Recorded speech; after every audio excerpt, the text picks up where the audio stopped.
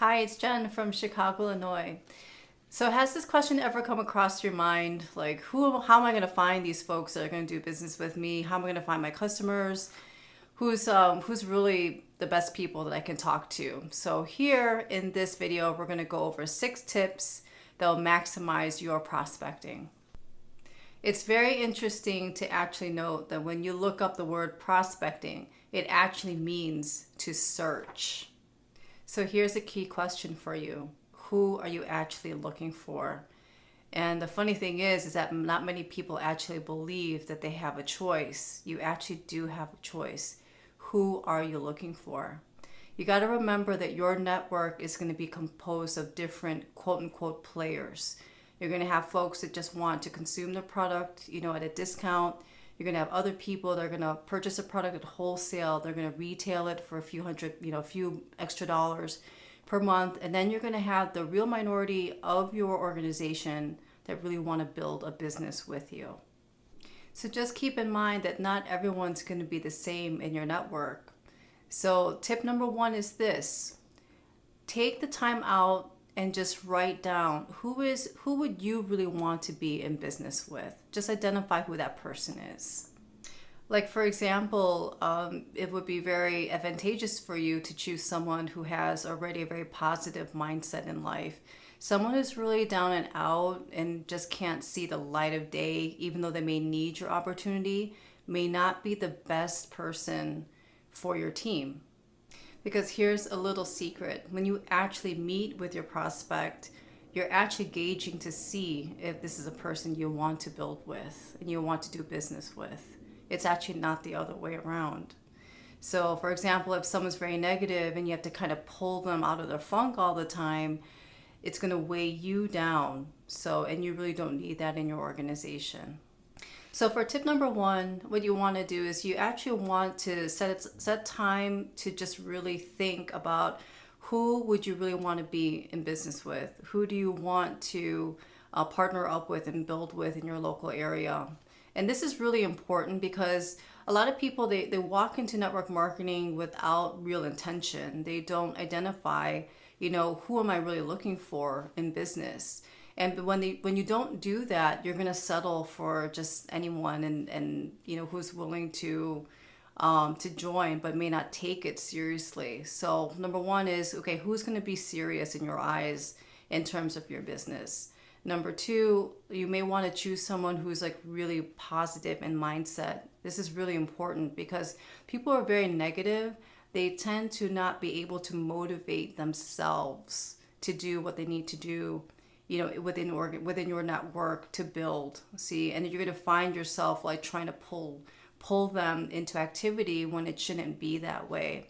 So essentially what we're going over right now is you're avoiding an adult daycare as you're gathering your people in your network. You got to find people that are naturally motivated. They're motivated already internally. So you're looking for people who have had some success in their lives already.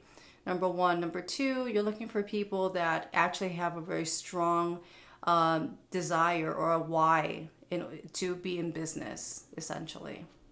So, and that definition of who that really good business partner for you is really up to you. It could be you just really want someone who's like really money oriented. That's up to you. Maybe that's what you're looking for. Maybe you're looking for someone that's just really like good and with people, that it's up to you. So just know what you are defining, know who you want in your organization in terms of building with. So think of all the people that that would actually benefit from your product or service, because they would be the greatest customers for you. When I first started out, I literally just told anyone and everyone, but you really want to match like the benefit of your product and your service to the right people. Who's going to benefit the most from consuming whatever that you are selling in a marketplace or introducing to the marketplace. Who will benefit the most from your service? Just keep that in mind. And so this comes to tip number 2. And tip number 2 is, who are the people that that would benefit the most from your service or your product? It's really about meeting needs again in the marketplace. So one of the needs is, maybe someone that wants to look younger. So, and they verbalize that to you. So you want to introduce your product that makes people look younger, or someone that needs to save money on a certain bill.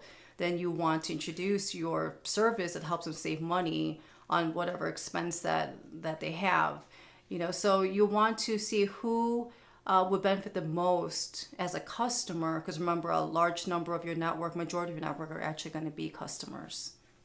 And actually, this is tip number 3, that when you're writing your list, really have no holds bar. Why? Because you really don't know who you're going to come up with. You really have to just flow with it. You're just going to write the names that don't prejudge. Then you're going to realize they know some people that may be influential or that may be leaders, so you don't really want to prejudge anybody, but you want to let those thoughts flow. You want those names to flow, and you really want to just write them down. So you don't want to prejudge, but at the same time, you are going to discern your list though. And this leads us to tip number 4. So tip number 4 is you do want to discern your list, and meaning who you're going to talk to first, right? The first people you want to talk to are people who have actually been in network marketing before. So that's really key, because they're familiar with the industry, they're familiar with the profession, and they're going to be a little bit easier for you to talk to.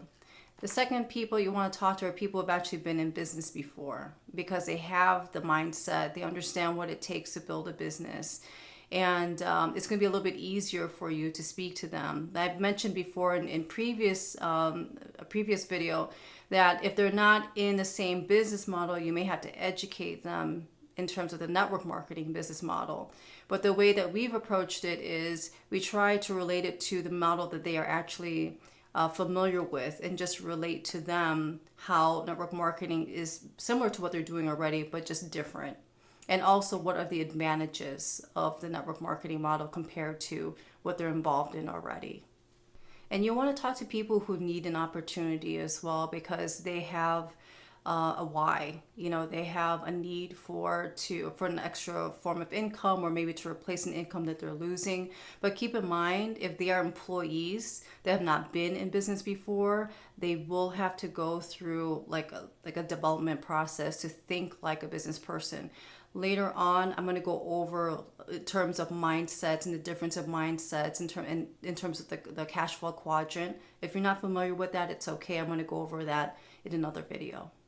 So keep in mind, you are also a talent scout, right? So who you want to talk to first in discerning your list are actually teachers are excellent network marketing. There's a lot of teaching involved in network marketing. So just keep that in mind. Teachers would be really great.